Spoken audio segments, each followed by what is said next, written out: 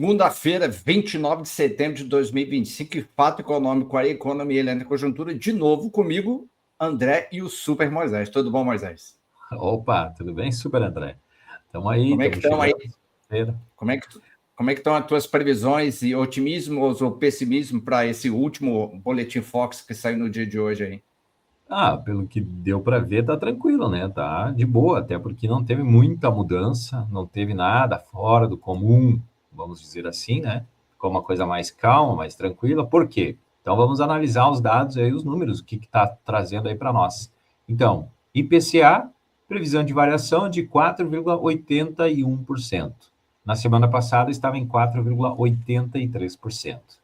Então, praticamente uma mudança para menos, né? De expectativa de inflação, mas dentro daquele patamar que a gente já comentou aqui, né? De que neste ano não deve mudar muito e as expectativas de que chegue ali em 4,5%, acho difícil, até porque a gente tem mais inflação para vir aí nos próximos meses. E isso já está precificado, né? Como a gente já conversou com nossos convidados sobre esse assunto, inflação já acima do normal ou acima para aumentar a inflação no final do ano, isso já é comum, porque no final do ano sempre tem um aumento aí do consumo, naturalmente um aumento da inflação. Também temos aí o PIB, que não teve variação das expectativas da semana passada para essa semana. Há 4 semanas estava em 2,19%, também não é uma diferença muito grande de 4 semanas para hoje, que é 0,03 ponto percentual, e está em 2,16% de crescimento do PIB para este ano de 2025.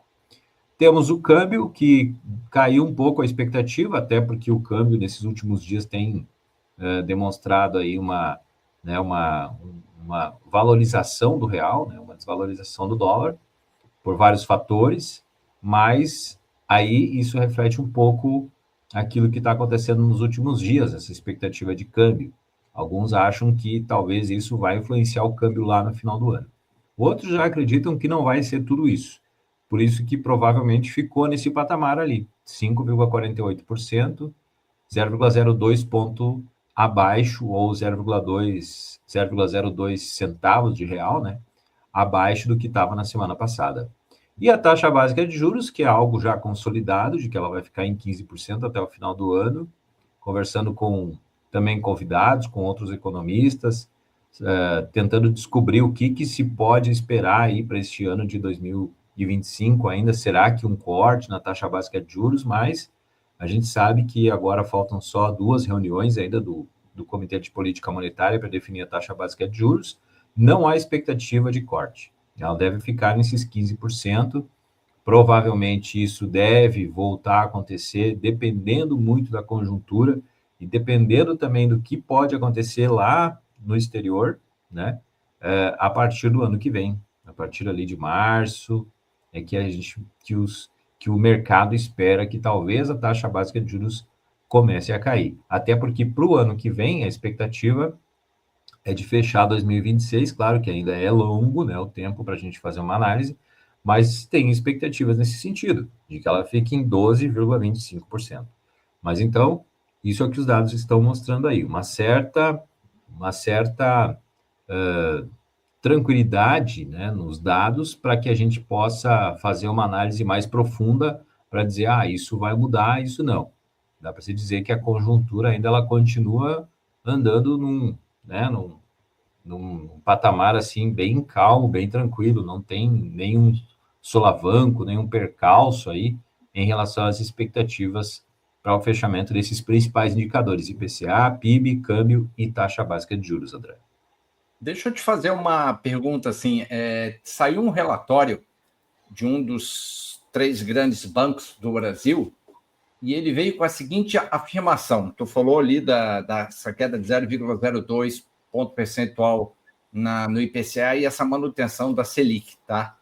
O presidente do Banco Central falou hoje o seguinte, uma declaração dele, reforçando que não há atalho para levar a inflação à meta e que os juros precisam permanecer elevados por mais tempo, reduziram o fôlego do índice da Bolsa e fez com que dê uma sinalização de que os juros convergem muito lentamente para o topo da meta, né?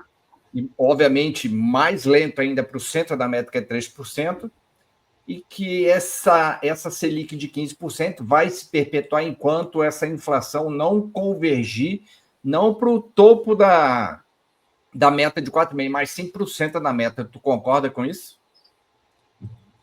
O Banco Central está tendo uma atitude que é o objetivo dele, né?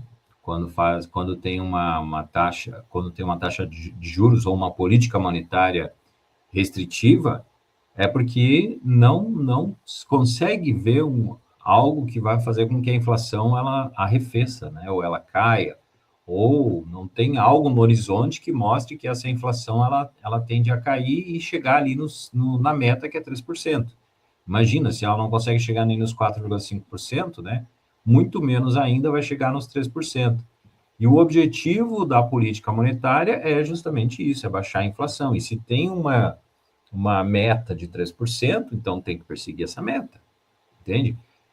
Às vezes é um pouco difícil tu convencer, às vezes, certas pessoas de que esse é o objetivo, e enquanto não se chegar lá, não vai se modificar uma política, porque essa taxa básica de juros alta, ela, de certa forma, ela atrapalha, né, as aspirações de crescimento de muitos setores da economia, porque ela encarece muito o crédito, e com esse crédito muito alto, aí você tem ideia de expandir e você acaba não expandindo, né? E aí também um dos objetivos dessa taxa básica de juros alta é frear o consumo, mas esse consumo não está sendo freado.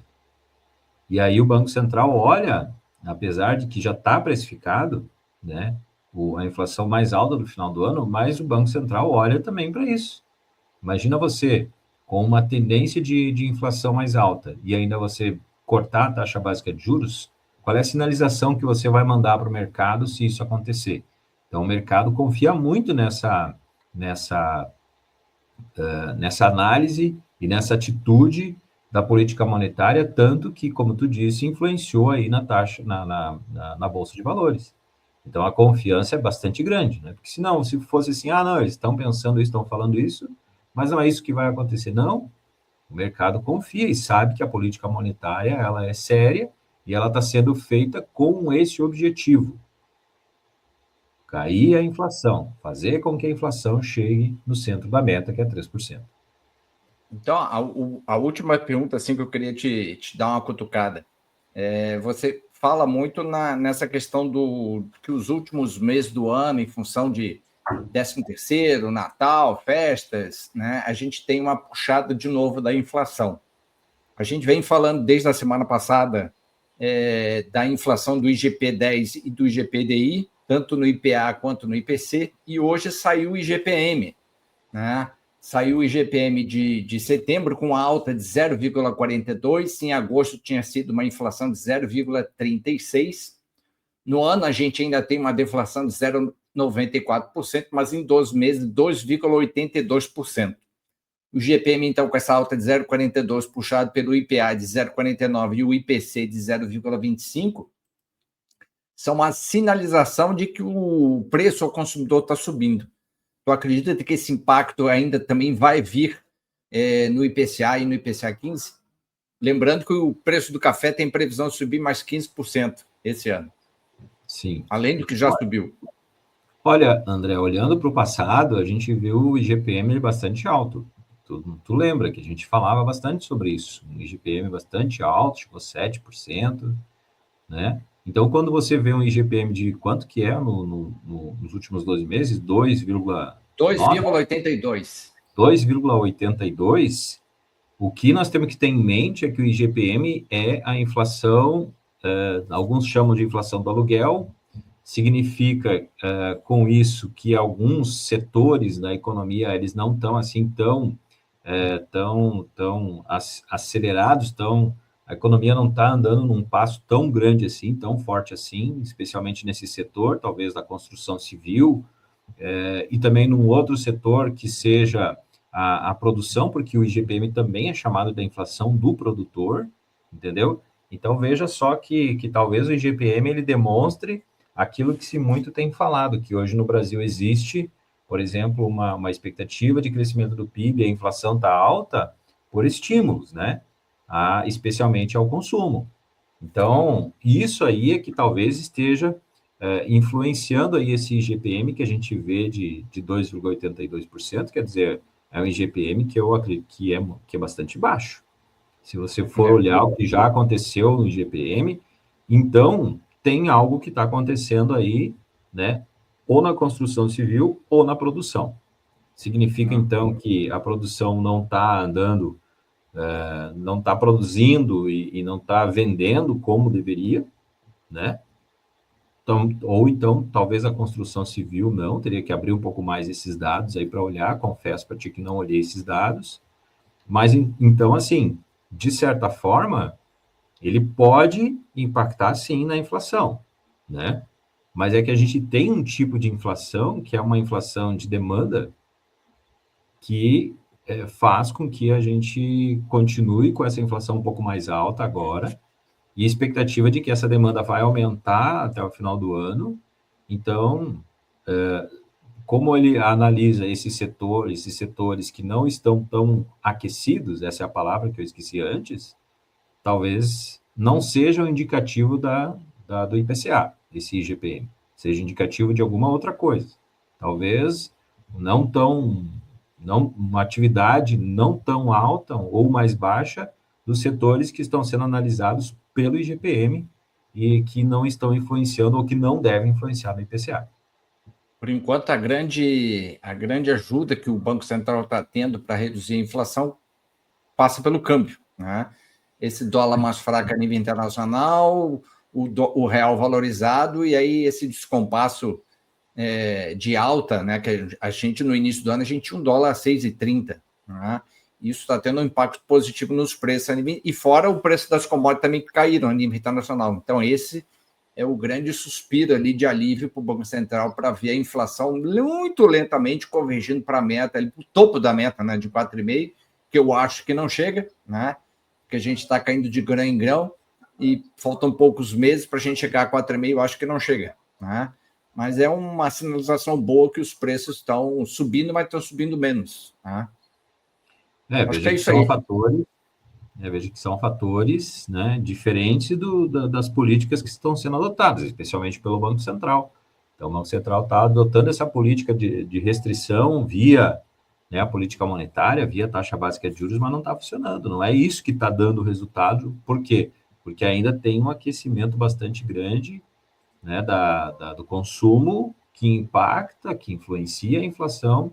A gente viu isso um pouco mais aí no passado, de que, né, existia aí uma inflação bastante alta e robusta, depois ela arrefeceu por esses fatores que tu está falando, mas é por isso que então a gente vê aí o Banco Central irredutível na taxa de 15%.